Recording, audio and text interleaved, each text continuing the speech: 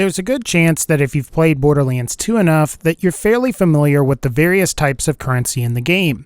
You of course have your standard dollars, but you can eventually acquire Iridium, which is used to purchase SDU upgrades and to access the areas featuring some of Borderlands 2's raid bosses.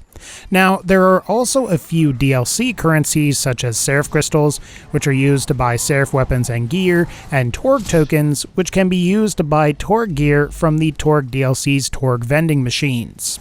However, there's one particular currency that isn't really talked about all that much, and those are the golden keys that are used to open the golden chest in Sanctuary. I also think that it has a little to do with the fact that golden keys, unlike the other currencies in Borderlands 2, are difficult to acquire and become somewhat useless the further that you get on into the game. So today, I figured we could talk about golden keys and the golden chest in Borderlands 2, and how both could possibly be fixed in future games in the series. But before we do that, let's go ahead and discuss how golden keys and the golden chest are currently implemented into the game. Originally, you could acquire golden keys by pre-ordering Borderlands 2 before its launch. However, the way that you get more golden keys is by entering shift codes through the main menu for Borderlands 2. And to get these shift codes, typically the best place is the official Borderlands Twitter. Now, it's worth noting that you can really only get golden keys through shift codes rather than actually playing through the game.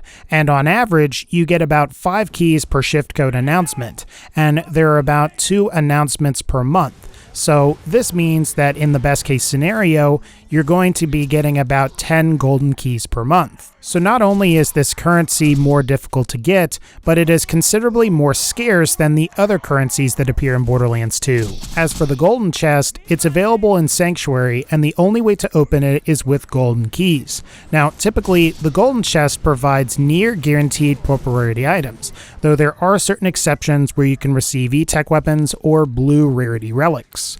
However, for the most part, you're getting purple rarity items from the golden chest.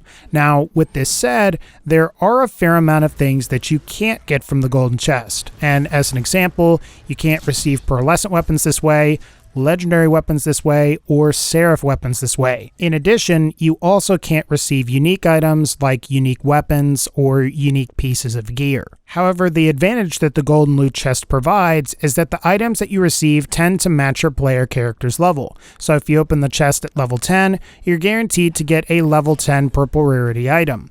If you open the chest at level 60, you should get items that are level 60.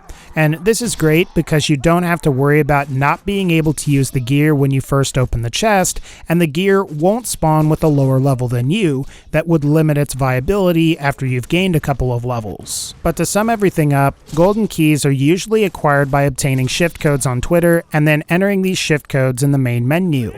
And once you've entered the shift codes, you get the golden keys, which can be used to open the golden loot chest to obtain items that may actually end up being superior to most regular weapons that you could just find randomly.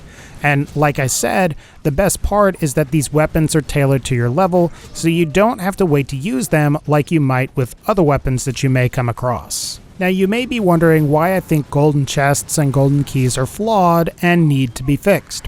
Well, it's because of something that I would like to call the golden chest paradox.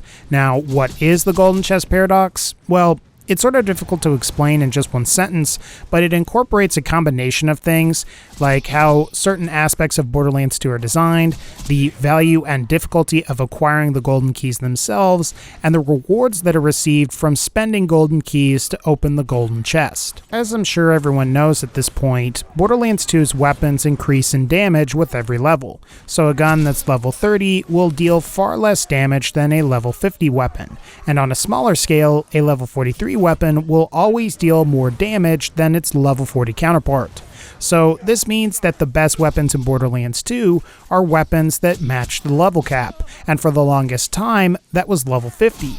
However, over time, as new DLC was introduced, the level cap went from 61 to 72, and of course on through the overpowered levels 1 through 8.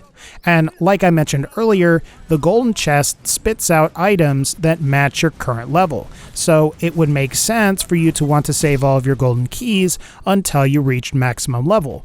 That way, you could use a bunch of them at once to acquire a bunch of higher tiered items than you might otherwise find. However, there's a bit of an issue with this. By the time you've reached maximum level, there's a good chance that you're going to want to start farming for legendaries or any other endgame gear that you plan on acquiring. And while purple and E-Tech rarity weapons acquired from the golden chest aren't necessarily awful, it is obvious that legendary, unique, pearlescent, and seraph rarity weapons are going to be far better on average. So instead of spending your golden keys, you're probably just going to go out and try to farm for the legendaries that you want. Now, you could argue that you should use your golden keys as you're leveling up. That way, you can take advantage of using better than average weapons at more difficult points in the game. The problem with this is that on a psychological level, the player has been conditioned to greatly value golden keys. After all, at most, you can get roughly 10 of them per month, and once they're gone, it's not like you can easily just get more by farming them like you can for iridium, torg tokens, or seraph crystals. The point I'm trying to make is that due to the nature of how golden keys are acquired, it makes you want to save them up until you can get the most out of them. And the thing is, by the time that you can make the most out of them, you're probably already focused on farming legendaries or other better gear.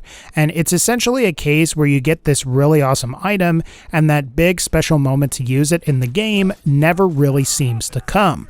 And this isn't necessarily exclusive to Borderlands 2, as the phenomenon can be seen in other games. As an example, in the handheld Pokemon games, there are these items called TMs. Now, TMs are items that help you teach your Pokemon certain attacks, and while some of these can be purchased, others can usually only be acquired once. So some of these TMs may contain awesome moves like Fire Blast, Thunder, or Solar Beam.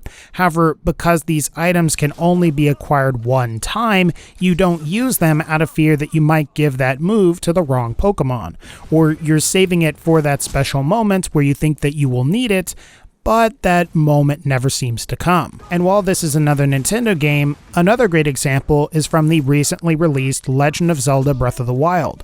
And this is because there are certain areas you can travel to early on where you can obtain fairly powerful weapons. However, because most weapons break within 2 to 3 minutes of you using them, you end up saving these powerful weapons for that one special boss fight or for the final battle with Ganon, only to realize that you used your more expendable weapons instead. So again, just to reiterate, the problem with golden keys is that they're difficult to get, the single best moment to use them never really ever seems to come, and the rewards that you receive aren't really what the golden keys end up being worth to you. So what usually happens is you end up amassing all of these golden keys that you never actually use. While I've been mostly discussing issues with both golden keys and the golden chest, you may be wondering how I think Gearbox could fix them to make them more useful in the future. Well, the obvious thing to do would be to make acquiring golden keys far easier, and while I don't think that Gearbox should do away with the shift code system, it would be nice if there was a way to reliably acquire golden keys in the actual game itself. So for example, maybe you could fight a certain raid boss or complete certain challenges to receive a bunch of golden keys, just like you can with either seraph crystals or torg tokens. With this said, I don't think golden keys should just spew from bosses like candy spews out of Pinata. But if you make golden keys more common, players are going to be more inclined to use them to help themselves level up, or to just get a better gun to get through a more difficult part of their earlier playthroughs. The major problem with golden keys as they are now is that an individual golden key is worth more than the items that you can receive from spending it, and the idea should be to make golden keys potentially less valuable than the items that appear in the golden chest. That way, people will value their golden keys less than the items that they could potentially obtain. I think another thing that would go a long way to making golden keys far more useful is to make sure that the items obtained from the golden chest are consistently good. Now, to be fair, E-Tech weapons for the most part are fairly well balanced for normal and true Vault Hunter mode. However, they're not as good in Ultimate Vault Hunter mode because of the fact that E-Tech weapons in general typically have lower critical bonus than purple rarity weapons. However, if E-Tech weapons were better balanced for Ultimate Vault Hunter mode, perhaps golden keys would be a lot more useful. Finally, it would be cool if certain unique weapons could be acquired through the golden chest.